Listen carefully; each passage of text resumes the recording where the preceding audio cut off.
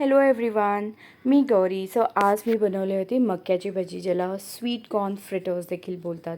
So त्यासाठी ना मी अद्रक, लसूण, जिरं, मिरची, कोथिंबीर ह्याचं एक मिश्रण तयार करून घेतलं. ते मिश्रण झाल्यानंतर मी कॉर्नला देखील वाटलं चांगलं एका भरभरीत अशा पेस्टमध्ये. त्यानंतर कच्चा कांदा ॲड केला, मीठ, हळद, जिरे, ओवा, एक मसाला होता तो ॲड केला, हळद टाकली.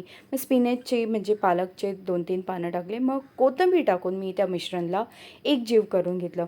हे 10-15 मिनटं मी हे सारण जे आहे ते बाजूला ठेवलं. त्यानंतर मी एका स्वच्छ तेलामध्ये मी फ्राय करायला घेतले भजी. म्हणजे खूप सुंदर असे झाले होते हे भजी. टेस्टला तर अप्रतिमच, नो डाऊट. तुम्ही जर मला विचारलं माझे सगळ्यात फेवरेट भजी कोणती, तर मला ही भजी खूप खूप खूप जास्ती आवडते, कॉर्न भजी. बिकॉज ह्याच्यामध्ये एक स्वीटनेस असतो, एक टँगीनेस असते.